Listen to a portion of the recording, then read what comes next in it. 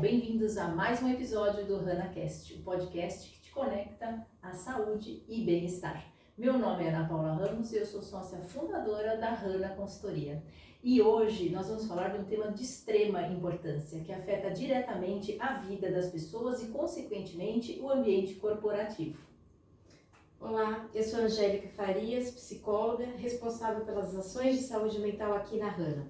E hoje nós vamos falar um assunto realmente muito importante e muito legal, que é falar sobre finanças. Na verdade, nós falaremos sobre a relação da saúde financeira com a saúde mental. E para isso, nós gostaríamos de receber o senhor Luiz Fernando Corrêa de Toledo, executivo da área de finanças do Instituto Telos, pós-graduado em controladoria pela FGV, contabilidade e auditoria pela Trevisan, educador financeiro de finanças comportamentais e presidente da ABFIN, que é a Associação Brasileira de Profissionais da Educação Financeira. Eu acho que ele tem muita coisa para dizer sobre finanças para a gente hoje. Muito obrigada, senhor Luiz. Seja bem-vindo. Paula, Angélica, muito obrigado por esse momento, por essa oportunidade de trazer um pouco do conhecimento que a gente tem sobre educação financeira, que realmente afeta a vida das pessoas, e a gente tem muita informação bacana para passar para vocês. Legal, Luiz, um prazer enorme estar com você aqui, né? Meu amigo aí de longa data, né? Começamos aí na área de saúde suplementar juntos, então muito obrigada por estar aqui conosco. Luiz, para começar, conta um pouquinho para a gente dessa sua trajetória profissional e o que te levou a atuar em educação financeira voltada ao comportamento das pessoas. Com prazer. Bom, eu sempre trabalhei na área financeira, comecei muito cedo, fiz uma carreira de 10 anos em banco, depois eu fui para a área de consultoria financeira, trabalhei em várias empresas, inclusive os últimos 20 anos no mercado de saúde, trabalhando dos dois lados, planos de saúde e também prestador de serviço de saúde.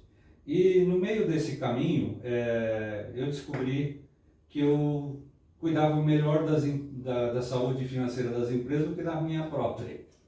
Então, nesse momento despertou, eu procurei um grande amigo que já estava engajado nessa área para me aconselhar e ver onde eu poderia melhorar a minha situação para depois levar isso para outras pessoas, né? Então foi bacana esse primeiro contato, conheci uma metodologia de 4 pilares que realmente transformam vidas. E a partir daí comecei também a dedicar uma parte do meu tempo para ajudar pessoas a encontrarem uma melhor maneira de controlar as suas finanças. Sim. E Luiz, como que você vê essa falta de educação financeira, na verdade, assim, quais os impactos que são observados dentro do ambiente de trabalho, como produtividade, desempenho do funcionário, até mesmo aquela sensação de desespero que bate no funcionário, de não conseguir, enfim, pagar as suas contas? Como é que você vê isso? Olha, a gente vê isso num ambiente macro, no mercado como um todo. Hoje, segundo a Confederação Nacional do Comércio, uma pesquisa recente, 79,2% das famílias brasileiras estão endividadas de alguma forma. Não é ruim ter dívidas, desde que você tenha controle sobre as dívidas. E desses 79,2%, 30% já não conseguem mais pagar em dia. Vão rolando, vão empurrando para frente, mas conseguem ainda lidar com isso. Só que desses 79%, 13% não conseguem mais pagar nada. São totalmente inadimplentes, já estão com o nome protegido no Serasa, né, e outras instituições de crédito, e não tem mais acesso a crédito. Estão completamente engargalados nessa situação terrível, né? E o que acontece com isso? Isso afeta o ambiente de trabalho, afeta o ambiente da família. Tem aquele colaborador que começa a se ausentar do trabalho por conta de resolver apagar incêndios, né, aqui e ali. E tem aqueles que estão fisicamente na empresa trabalhando, mas com a cabeça em outro lugar. Não tem produtividade, isso afeta assim, sensivelmente a qualidade de vida das pessoas, né? Isso acaba levando à depressão, acaba levando, né, a baixa produtividade, leva à demissão e leva ao desespero. por absoluta falta de capacidade de controlar seus números, né? Tem aquele apelo do crédito fácil. Hoje é muito comum você ver um jovem que entra no primeiro emprego, ele recebe aquele primeiro salário dele e tem, geralmente o banco dá um limitezinho lá de cheque especial, né? Dá um cartão de crédito, e aí ele começa, como não teve orientação, não teve nenhuma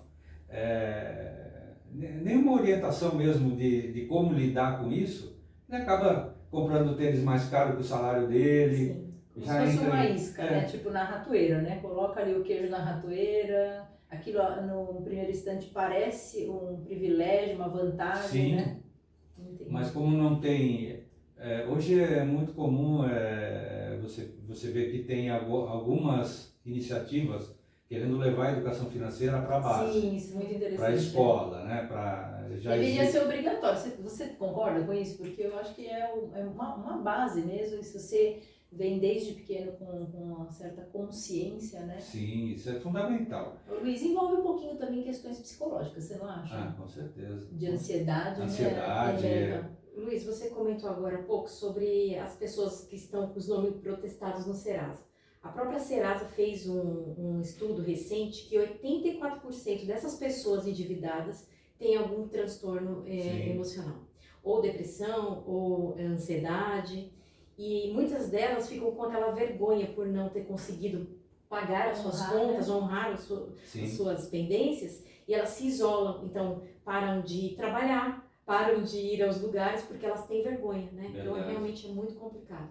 Verdade. O que pode ajudar nesse sentido, principalmente nas empresas, né? A empresa perceber que existe esse problema no seu ambiente, é levar informação. Né? Tem que levar informação para conscientizar os colaboradores, né? De que a empresa sabe que tem um problema, mas de uma forma assim suave, de uma forma tranquila, passar informações para os colaboradores de que existem formas de resolver esse tipo de problema e para conscientizar mesmo os colaboradores para não enfiar os pés pelas mãos. E a bola de neve também, né? Exato. Luiz, diante desse cenário, quais as decisões então que as pessoas deveriam tomar para buscar o equilíbrio financeiro?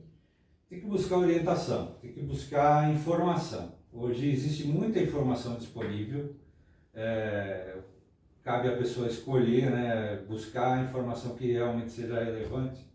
Você tem hoje, por exemplo, a associação, a FEBRABAN, Federação Brasileira de Bancos, que mostra lá o conceito de educação financeira, só que é uma coisa voltada a vender produtos financeiros, não atinge o foco. Pode ser uma armadilha. Pode ser uma armadilha, pode ser realmente uma forma de levar a pessoa a se endividar mais.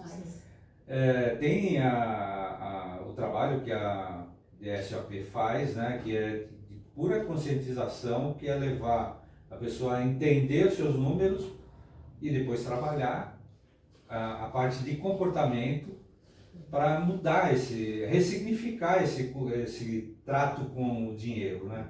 Esse trato com as finanças. Que é aquela tomada da consciência. Isso, exatamente. Né? Que a pessoa começa a perceber qual é o tamanho do rombo e ela fala, puxa, a partir disso eu tenho que tomar algumas atitudes. Que é o subir na balança, quando a gente está no início do processo de emagrecimento. É verdade. Exatamente. E é um momento muito difícil para a pessoa, muito difícil, porque ela, realmente, aquilo que você comentou, ela não admite que ela chegou por culpa dela mesmo nessa situação, e depois ela fica fora dos círculos, fora do meio social, porque ela não consegue participar. Né? Isso causa realmente um transtorno para as pessoas. Desconforto muito grande. Um desconforto muito grande. E tem uma outra informação que eu acho importante compartilhar, que assim, na minha experiência dentro do consultório, eu percebo que muitas pessoas têm aquela sensação de preencher o vazio. Então elas têm um vazio existencial, têm um vazio, uma situação, então o que elas fazem para preencher esse vazio? Compra. Então a compulsão por compras, né? E eu fico pensando o seguinte, hoje nós temos na internet esse algoritmo aí de compras. Você entra na internet, e na sequência você já é bombardeado por várias propagandas, você precisa disso, últimas horas, o valor vai mudar, e isso acaba mexendo muito com o psicológico da pessoa. Sim. Né? Você acha que existiria alguma forma ética para as empresas ou a própria internet ter ali um cuidado maior sobre isso? Ou é algo muito difícil de acontecer? Eu acho meio utópico. Utópico, né? Eu acho utópico, mas é que dispara aquele gatilho da escassez, né? A pessoa fica, não, eu preciso comprar isso porque vai acabar nos próximos 30 minutos e tal. A pessoa fica nessa pilha, né? De querer aquilo que está sendo jogada muita informação para ele, né? Ali é a questão de conscientização mesmo. A pessoa tem que, antes de comprar, antes de fazer o exercício da compra, ela tem que perguntar para ela 5 vezes. Eu preciso mesmo disso? Será que isso vai me trazer benefício ou é só mais um... É questão de consciência. A gente até fala para as pessoas, você passou diante da loja e você viu uma coisa que te agradou. Você pergunta para você mesmo, eu preciso disso agora? Não, agora não. Se você voltar no outro dia, talvez aquele desejo passou. Já passou, verdade. Tem que ter esse autocontrole, né? Como se fosse dieta mesmo, Exatamente. né? Não posso comer isso, né? Isso. Não posso, um vício. E a gente tem que dar a receita do bolo, né? Para a pessoa começar a mudar essa cabeça, né? Sim. E aí é aí que a gente entra com metodologia, né? Que é um sistema que leva a pessoa a primeiro se conhecer, né? Sim. É o autoconhecimento, despertar o seu eu financeiro, conhecer, né? O que eu estou fazendo com a minha vida, né? Sim. E a partir daí, através de método, fazendo as coisas direitinho para chegar lá na frente num cenário de equilíbrio, né? de tranquilidade, paz e de consciência de que se eu fizer determinada coisa que está fora do método, eu vou lá na frente, eu vou pagar o preço. Sim. Né? Muito bem. E Luiz, tem um tempo, uma estimativa de tempo que a pessoa consegue se reequilibrar quando ela passa por esse programa, esse processo de educação financeira? Depende de muitos fatores, né? Mas o mais importante é a pessoa começar a mapear seus gastos, conhecer efetivamente para onde está indo o dinheiro. Porque quando você faz esse exercício, por exemplo, você pegar uma planilha ou buscar um aplicativo nas lojas da internet, tem vários aplicativos gratuitos que você começa, até nos próprios bancos, tem alguns bancos que oferecem lá, para você ir lançando e identificando suas despesas, né? Mas o importante é começar e, pelo menos durante 30 dias, fazer de uma forma muito séria mesmo, apontar cada centavo que sai. Eu tenho uma nota de 50 reais no bolso, eu gastei 10 no cafezinho, 20 não sei aonde, 15 na banca de jornal, sobrou 5. Eu saí com 50, eu voltei com 5 naquele dia e está lá registrado para onde foi. Como eu paguei, né, que dia que foi, aonde eu comprei, como eu paguei, qual foi o valor. Isso é importantíssimo. Porque isso começa a primeira letra da nossa metodologia, que é diagnosticar, sonhar, ousar, poupar. Então, nós estamos falando do diagnóstico. A pessoa vai tomar conhecimento daquilo que ela tem efetivamente de gasto, quanto ela paga de prestação, de carnê da Casa Bahia, quanto ela paga de condomínio, aluguel, IPTU, enfim, tudo que envolve a vida financeira da pessoa. E tem aquelas dívidas que são de longo prazo, né? O cara compra uma TV e vai pagando lá até 3 anos depois, tem que colocar, está pagando a prestação, está pagando um financiamento da casa própria, marca lá. E identificar qual é a fonte de receita que a pessoa tem.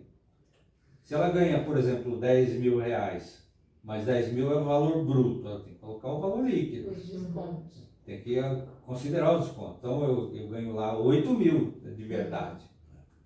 E esse 8 mil cabe às minhas despesas? Vai ver que não vai caber. Por isso, senão não estaria numa situação de endividamento. Mas vai perceber também que tem muita coisa que poderia melhorar.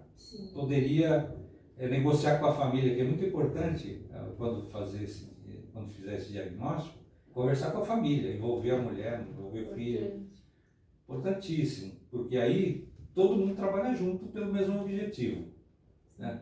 Conscientiza todo mundo e todos trabalham juntos para buscar o equilíbrio, para chegar no ponto B, né? Que é o desejado. E de quanto em quanto tempo é necessário para fazer esse diagnóstico que você falou, que é o primeiro passo? Olha, se a pessoa tem uma renda fixa, ela recebe salário, por exemplo, ela mapeou durante 30 dias o que ela tem lá de despesa, o que ela pagou, o que ela deixou de pagar,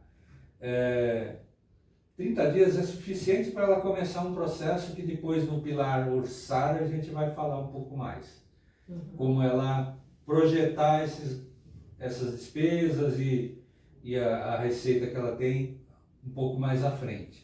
Porque aí ela vai perceber onde que ela pode apertar, onde que ela pode melhorar, onde ela pode reduzir. Esse seria o orçar. Seria o Após o pilar orçamento. Entendi. Primeiro o diagnóstico. Para quem tem renda variável, recebe comissões, ou tem um trabalho assim sazonal e tal, o ideal é fazer durante 90 dias esse mapeamento.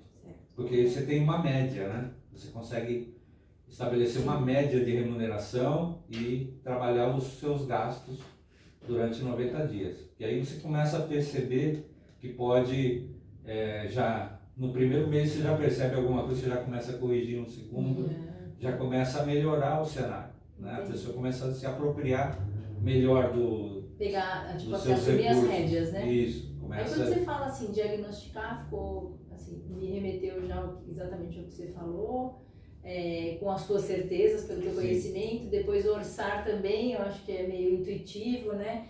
E me fala uma coisa, quando você fala sonhar, o que é isso? Conta pra gente, Luiz, como o pilar sonhar pode motivar as pessoas a mudar a sua vida financeira? Esse é o mais importante dos 4 pilares. Para mim é o que me causa mais curiosidade, né, Angélica? É o mais importante. Por quê? O sonho é uma coisa muito forte. Quando a pessoa determina que eu quero alcançar, é o meu propósito, é o meu sonho, eu quero realizar, ele foca no... E aí isso muda o comportamento. Isso muda muito, porque é importante priorizar. E aí a gente fala de sonho de curto, médio e longo prazo. Porque você tem que ter os 3. Tem que ter aquele sonho imediato lá, que é trocar TV. Daqui um ano eu quero trocar minha TV. Aí você começa a separar um pouco do dinheiro que você recebe, coloca numa caixinha lá para realizar aquele sonho. Daqui um ano, você, com certeza, com menos tempo, você consegue realizar o sonho. Você coloca numa aplicação lá, uma aplicação simples, um CDB, num Tesouro Direto, qualquer aplicação assim que é fácil de você resgatar, né? No dia que você precisar, você tem acesso. Um segundo sonho aí de médio prazo é trocar de carro, que pode ser, você pode falar em termos de 3 a 5 anos. Trocar de carro, ou adquirir algum mobiliário, reformar o apartamento, etc. E o de longo prazo, esse é o fundamental, que é a aposentadoria. Você projetar a sua aposentadoria lá na frente. Você sabe qual o percentual de aposentados que são sustentáveis hoje? 1%. Dos 40 milhões de beneficiários, de aposentados e pensionistas que estão ligados ao INSS, só 1% são sustentáveis, que conseguem viver de rendimento da poupança que acumulou e vai embora até o fim da vida. Isso reflete como que a falta de educação financeira está presente há tanto tempo, né? Eu trouxe uma pesquisa, depois eu vou entregar, que foi feita pelo Instituto Axos, que é ligado à Unicamp, em parceria com a BFIM. Aqui foi feita uma pesquisa com 600 pessoas. Isso aqui é fresquinho, foi entregue no Congresso semana passada. Desses 600 que é uma amostra, né, 90% não tinham nenhum contato com informação de educação financeira. Nada, zero. E apenas 5% que conheciam e que já estavam no caminho da prosperidade financeira. É muito impressionante isso. Isso Nossa, é um é retrato assustador do, também. é um retrato do Brasil. Né? Mas é sempre importante levantar, Sim. né, esse assunto, porque vai ficando, é como fala, existem alguns assuntos que são tabus, aí eu acho que para muitas pessoas, né, existe isso, porque te coloca exposto mesmo, Sim. né, então, mas isso é uma realidade, é como falar de se cuidar preventivamente, né, o que a gente faz muito aqui na RANA, através dos nossos projetos, Uhum. e isso, quando a gente fala de finanças, como começou aqui na RANA, Luiz, essa nossa preocupação, né, você sempre foi nosso parceiro, você sabe que a preocupação aqui era levar para os nossos clientes, né, a importância da educação financeira, porque nós detectamos inicialmente que os relatórios de sinistralidade que apontavam para os maiores utilizadores, em algumas empresas, eram notoriamente as pessoas que passavam mais nos pronto-socorros, que tinham problemas relacionados a empréstimos compulsórios dentro das próprias companhias. Sim. Então, nós fizemos um cruzamento e entendemos, né, Angélica, que era muito importante estipular aqui dentro da RANA que a RANA também fosse um braço de apoio nessa questão da educação financeira. Então, de novo, quando fala que isso vai partir da escola, poxa vida, demorou, né? Sim, sim. Porque é na tenridade que você já vai vivenciando algumas práticas para a tua vida futura. E quando você me fala que apenas 1% é sustentável, poxa vida, é exatamente o que a Angélica falou, ou seja, a gente não teve aquele terreno fértil na Sim. idade apropriada até, Exatamente. né? E em questão de derrubar tabus, de analisar, do processo de autoconhecimento, tipo assim, onde eu tenho as minhas ansiedades ali concentradas, né? Por que eu me dou ao consumismo e gero dívidas, né? E isso é uma bola de neve. Então, muito interessante todas as tuas pontuações. E é interessante que a cultura do brasileiro já tem uma forma de lidar com o dinheiro. Eu lembro, inclusive, da minha infância, que eu sempre ouvi meu pai dizer assim: filha, a gente precisa ter uma casa própria. E a gente sempre ouvia isso nos canais, na SBT, Globo. Vamos ter a sua casa própria. Só que de qual forma? Fazendo um financiamento enorme, Sim. pagando um juros altíssimo. Verdade. Então, assim, hoje, eu, uma adulta, pensando diferente, eu já não faria de maneira alguma da mesma forma. Eu faria um investimento, como você disse mesmo, ou seja, mais planejado, né? Sim. Só que por quê? Porque a cultura dizia isso pra gente antigamente. Tenha o seu e paga o financiamento, o carnê, que não sei o quê, e às vezes a gente pagava muito mais caro, né? Muito mais caro, né? É verdade, Sim, é verdade. sim. Em qualquer situação, qualquer circunstância que você vai adquirir um bem financiado, você corre o risco de pagar mais de uma vez, uma, duas vezes o valor daquele bem, pagando juros. E os juros são altíssimos. Mas só completando essa questão da educação, da educação financeira fazer parte das escolas, hoje já na grade da Base Nacional Comum Curricular já existe a educação financeira sendo implementada em algumas escolas como uma matéria transversal. Como você tem matemática, português, geografia, ciências, ela interage com essas. Já existem pedagogos trabalhando fortemente nesse segmento. Inclusive na DSOP a gente tem, acho que mais ou menos umas 300, 400 escolas já adotando essa metodologia com toda a programação pedagógica de 3 anos aos 18 anos. Passo a passo, de acordo com a evolução cognitiva do aluno, ele vai tendo acesso à informação. Vai aumentando, vai né? aumentando, O nível de informação. Você me falou, não sei se eu entendi bem, que isso não vai ser isolado, é isso? É tipo assim, a educação financeira não como uma cadeira isolada. Ainda Mas não. sim como uma intersecção entre essas matérias. Exatamente. Isso aqui também é uma forma lúdica, Mas é um né? De começo. apresentando. É um começo. E lúdico, né? Sim, sim. Conseguir fazer esse cruzamento, por exemplo, não imagino, finanças com ciências, finanças com Sim. geografia. Né? É uma forma lúdica de ir se chegando, né? Isso. Até que ocupe uma cadeira individual de destaque, né? Como é merecido, né? Hoje é muito comum nessas escolas que já estão sendo implantadas, já está sendo trabalhada a metodologia, do aluno ensinar para o pai. Pai, olha isso aí. luz acesa, pai, água pingando, coisas, olha o desperdício, a própria criança alerta o pai, e aí o pai começa a chegar na escola, porque periodicamente tem as reuniões de pais onde são colocados esses temas, né? Então é muito importante Muito Está sendo começado esse trabalho. Daqui a 20, 30 anos a gente vai ter uma geração mais educada e melhor posicionada, Sim, né, com preparada. relação a finanças. Luiz, falando um pouquinho mais sobre orçamento, como que uma pessoa consegue fazer um planejamento financeiro para fazer o seu orçamento familiar? Dá umas dicas pra gente. É assim, primeiro passo, tendo feito o diagnóstico e você identificando qual é o seu sonho, todo sonho tem valor, né? Você tem que saber quanto ele custa, quanto você pode pagar por ele, em quanto tempo. E esse sonho, tanto de curto, médio e longo prazo, esse é o primeiro diferencial do orçamento. Eu trabalhei muitos anos com orçamento de empresa. O orçamento de empresa é assim: você tem a receita, você tem as deduções de receita, você tem os custos variáveis, custos fixos final. Lá, lucro e prejuízo. É assim que funciona numa empresa. No nosso orçamento aqui que a gente propõe, a gente tem uma grande modificação. Começa com a linha de receita, logo abaixo da linha de receita você já separa o sonho de curto, de médio e de longo prazo. Aí você tem quantos você tem disponível para fazer frente às outras despesas. Você já apurou no diagnóstico. Isso já força a pessoa a falar, bom, a prioridade é o sonho, não é a despesa.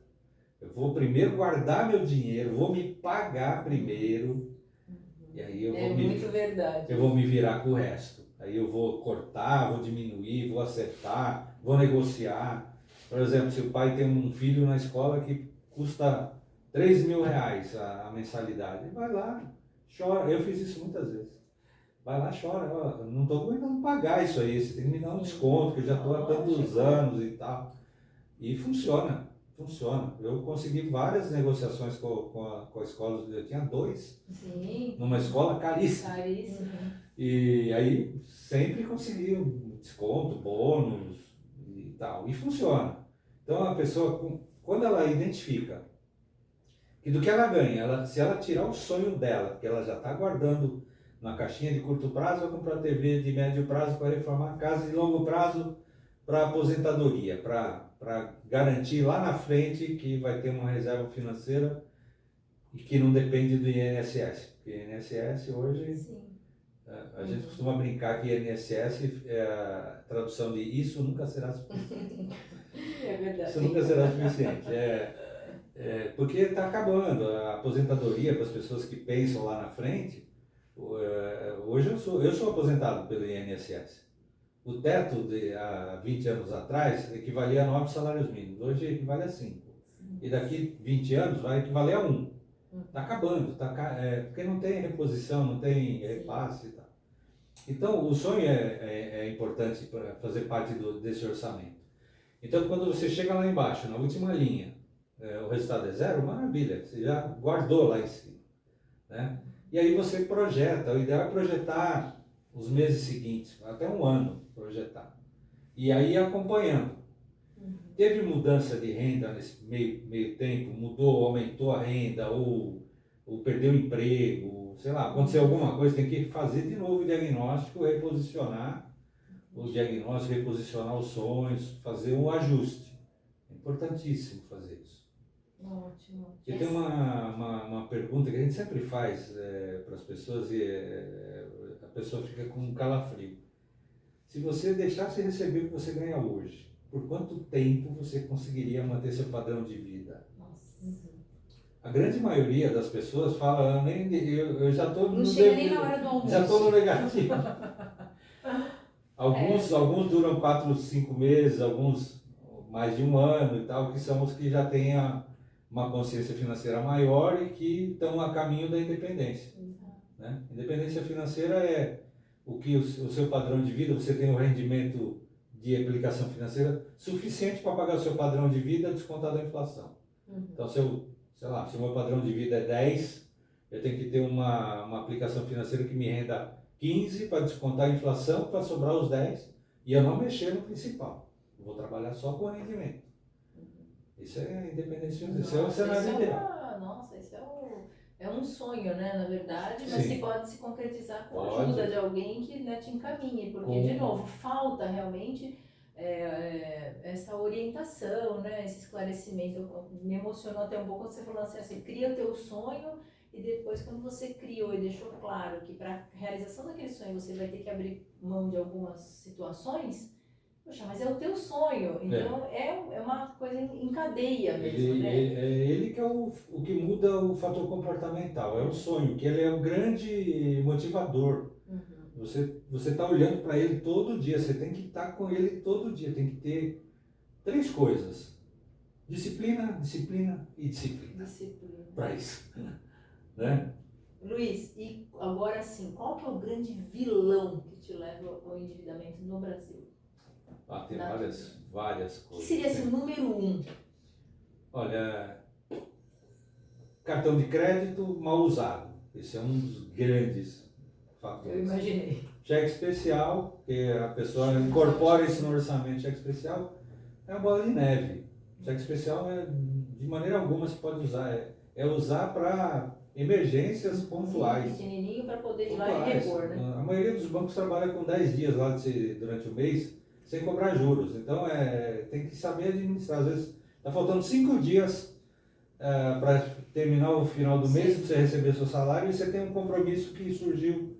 Usa o cheque especial, você já cobre no dia 30. Sim. Né, para você não disparar o gatilho dos juros, né, contra você.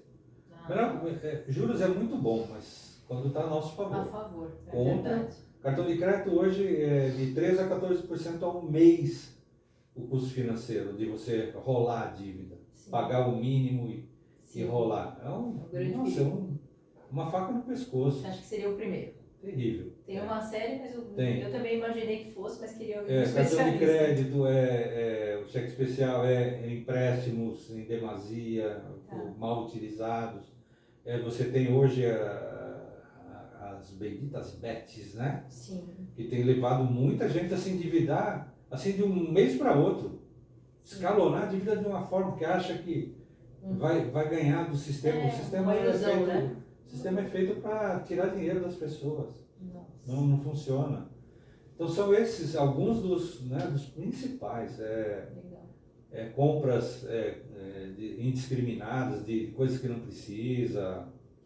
Tudo isso. E por isso que precisa voltar para a realidade, né? Cair na real mesmo e começar a mapear. E Luiz, o ato de poupar é a mesma coisa que investir? Não é, tem pequenas diferenças, né? Poupar é reter dinheiro, né? É você separar dinheiro para você fazer alguma coisa lá na frente. O investir é você pegar a poupança e aplicar em produtos financeiros que vão te trazer rentabilidade, né? Então a poupança é fundamental. O conceito de poupar é o que a maioria do brasileiro não pratica, mas é fundamental. Poupar para que depois que você acumula uma certa reserva, você tem alguns produtos financeiros de curto prazo que você, como eu falei já, CDB, poupanças, tem algumas aplicações automáticas em alguns bancos que remuneram bem, para você começar a construir uma reserva, e aí sim, quando você tem um montante legal, você direcionar para investimentos que vão te trazer mais velocidade de rendimento, de ganho financeiro, né? Por exemplo, você pode direcionar uma pequena parte para ativos de renda variável, uma bolsa de valores, algum produto voltado à bolsa de valores, sempre com apoio de algum especialista, né? Não é nosso papel. Nosso papel é orientar e fazer a pessoa chegar a esse ponto. E aí um especialista, uma corretora, tal, vai direcionar de acordo com os interesses da pessoa. Aí você tem, para investimentos de longo prazo, você tem os LCAs, você tem LCIs, né, que são letras de crédito, você tem também o previdência privada, né, que é fundamental, que tem boas e mais ou menos previdências. Você tem que escolher, procurar qual que tem a melhor rentabilidade, qual que está superando a curva de juros. Então, mas é isso. O objetivo final é esse, é chegar numa reserva financeira que garanta que você lá na frente você tenha sustentabilidade. Legal. Você tem uma aposentadoria sustentável, Ótimo. independente do INSS. Certo.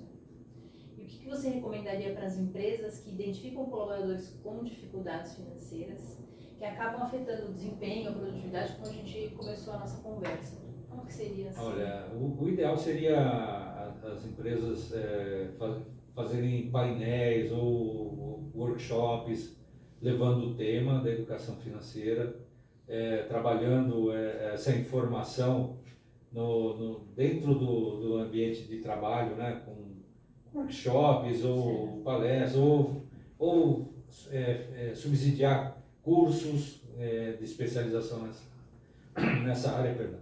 E através desse trabalho, né, das empresas, criar consciência no colaborador, que ele precisa estar atento a isso, né? Não é só o conhecimento ligado à sua própria atividade, né? Tem que ampliar esse conhecimento e buscar outras referências, né? E a educação financeira é importantíssima para isso, porque vai melhorar muito o ambiente de trabalho. Ótimo. Ou então ter uma consultoria como a Hana, Isso, né, que se preocupa, né, isso, e que exatamente. sem custo algum apresenta isso aos seus clientes, então também é uma outra alternativa. Com certeza, e parabéns pela iniciativa da Hana muito de bom. levar esse tipo de informação, porque é fundamental. A gente ainda tem um pouco de resistência, né, dos nossos clientes, tudo, de alguns clientes, então, mas a gente, água mole e pedra dura, né? Com Tanto bate certeza. até que fura, excelente. Então a gente vive fazendo ações voltadas à educação financeira dentro dos nossos clientes, porque, de novo, a gente acredita que isso traga, né, o equilíbrio emocional que a gente tanto almeja através de outras frentes da Angélica e da equipe dela. Essa integração entre mente, corpo e finanças, né, é um pacote muito importante que tem gerado bons resultados, a gente tem visto, e mais a gente quer avançar nessas iniciativas de modo a fortalecer o que a gente acredita mesmo, né? Uma menção, corporação também, né? Isso. E é isso, são várias frentes nesse sentido.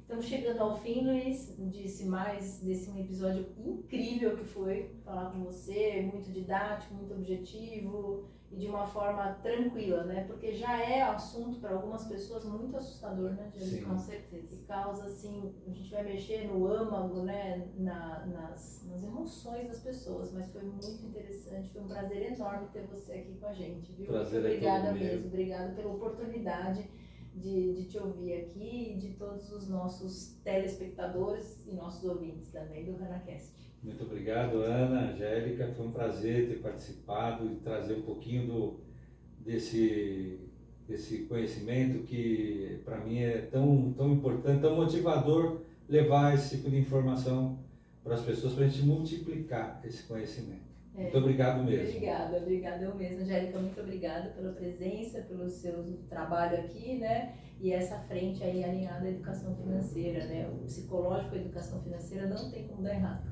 É isso. Muito obrigada, Luiz. Eu anotei algumas dicas e vou aplicar na minha vida pessoal. Eu também. Espero que vocês também usem essas informações, essa contribuição muito preciosa do Luiz no dia de hoje, para melhorar realmente a sua ampliação de consciência sobre esse tema tão especial, que é falar sobre finanças. A Hana está pronta para ajudar vocês também a conseguir ter uma ampliação da consciência financeira e principalmente com essas dicas preciosas do Luiz, dicas que eu já anotei. E você, Ana? Eu Você também, anotou? sem dúvida alguma, já estão todas gravadas, Angélica. Se você quiser saber mais sobre os nossos próximos podcasts, pode entrar no site www.hana.com.br ou pelo Instagram @hanasaúde. Até a próxima! Até a próxima.